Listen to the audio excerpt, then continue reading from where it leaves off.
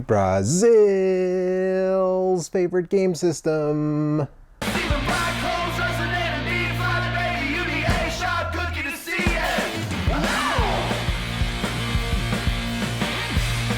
Here's 5 reasons.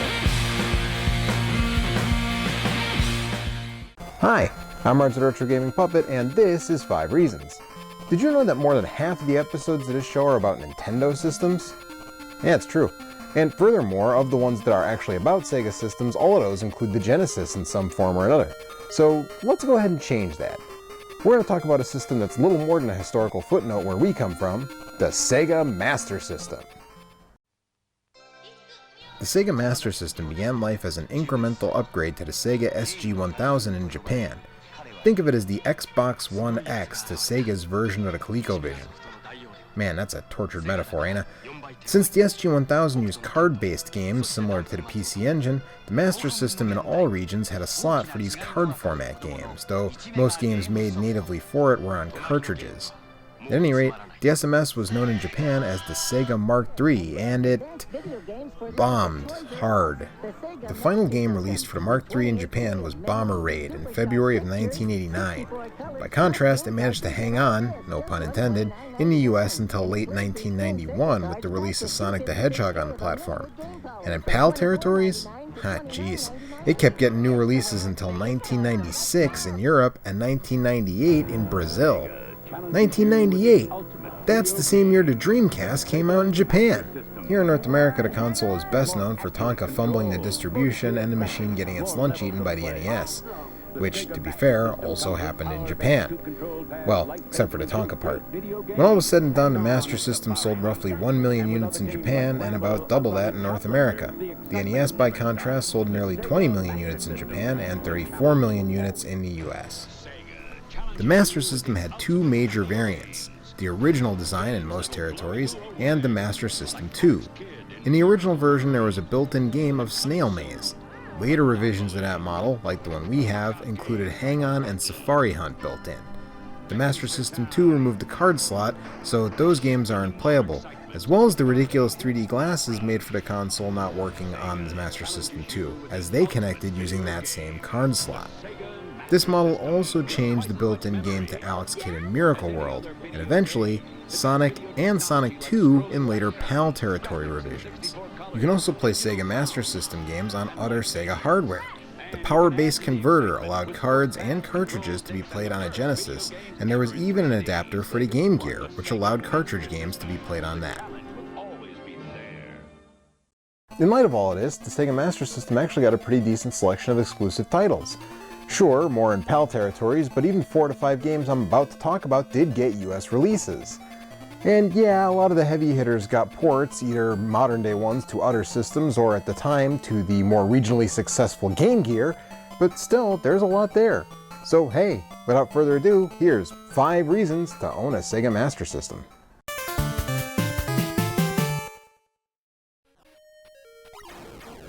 Look, I'll just get this out of the way right now. Most of this list is going to be games described as, it's like this game you know on the NES, but not as good. Kung Fu Kid is, well, it's kind of like Kung Fu on the NES, but not as good. Sure, you get some projectiles and a much higher jump than Kung Fu, plus you can kick lobsters at your enemies, and who doesn't love that, but the game is generally a lot easier and less exciting than Kung Fu, with a lack of enemy and hazard variety. It is still enjoyable though, and if this type of beat-em-up is your cup of tea, I recommend it. This game, like many SMS games, is surprisingly cheap in the modern market too. Expect to pay about $30 for a complete copy and only around $10 for a bare cart.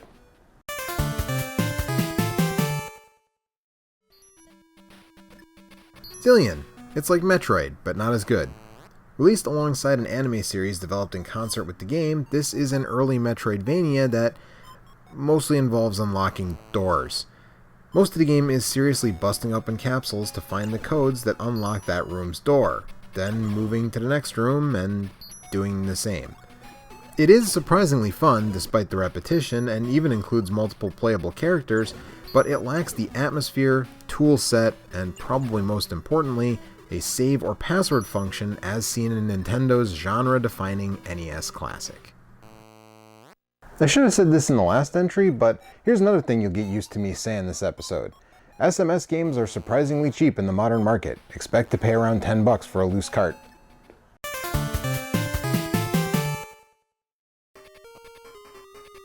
Kenseiden. It's like Castlevania 2, but better? Hey, we got a winner.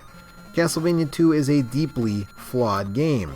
Kenseiden is a flawed game, and is at least the second best Castlevania clone on the Master System, with Master of Darkness being an easy number 1, but it's still more enjoyable than Simon's Quest. Taking place in 16th century Japan, our hero Hayato battles demons and monsters across the country, learning new techniques as he defeats bosses. He can move where he likes after the first couple stages, hunting down the aforementioned bosses. The game plays fairly smoothly for the most part, but it does have some odd quirks. Like, sometimes, for reasons I was unable to discern, the knockback is absolutely ridiculous. I mean, look at this. But it only happens sometimes. Still, the game has a spooky vibe, and while it's certainly not on the level of Master of Darkness or most Castlevania games, it's worth a look. Hey, I don't know if you've heard this before, but SMS games are surprisingly cheap in the modern market.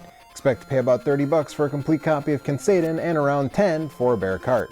And it is totally worth it.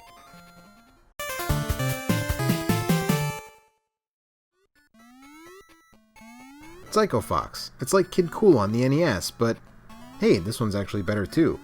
Unfortunately, it's also like Decap Attack on the Genesis, but not as good. In fact, it could be argued that Kid Cool, Psycho Fox, and Decap Attack form a loose trilogy across all three platforms. All developed by Vic Tokai, these games get steadily better, with Psycho Fox falling right in the middle, both in terms of quality and order of release. It's your basic Mario-alike in terms of gameplay, but the titular fox has 3 animal buddies he can change into. A hippo with slow speed and limited jumping, but a more powerful punch than anyone else, a monkey with high jumping ability but lower than fox attack power and speed, and a tiger with the highest speed and longest jumps, but attack power equal to the fox. He's probably the best character. It's not exactly reinventing the wheel, but Psycho Fox is a competent platformer. Unfortunately, it bucks the trend this episode, and because of its late release, is actually, pushing about $100 for a complete copy and a little more than half that for a bare cart. So maybe the big E or the big flash cart.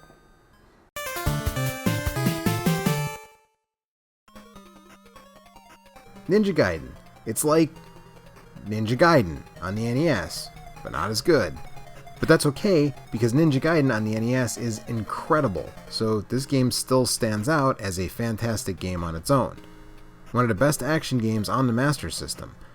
Unfortunately, it's also the only game on this list that never got a US release. I don't want to dwell too long on this one, since Lee from Pughoof Gaming gave it a great rundown in a Ninja Gaiden episode of Same Name Different Game earlier this year, but suffice to say, if you have a Master System, you need to check this one out. This one is a European exclusive, so it's going to be generally a bit more steep, but it's actually not as bad as Psycho Fox. Expect to pay about $80 for a complete copy of Ninja Gaiden and about $30 for a bare cart. Of course, if you're doing that and you're in North America, the game will play on your North American Master System, but you're probably going to end up having to shell out for shipping from Europe, so, just be aware that could make it a little more expensive, so maybe EverDrive is the way to go here. And that does it. I'm Roger the Retro Gaming Puppet, and I'll see you next time, right here on 5 Reasons. With the SEGA Master System Plus special packs, you get the console, controllers, light gun, 2 games, and either Golden Axe or Michael Jackson's Moonwalker absolutely free. It's such great value that now Dad's just as keen on getting one as me. Hey, Dad? Ow! Do me a favour, plug me into a SEGA.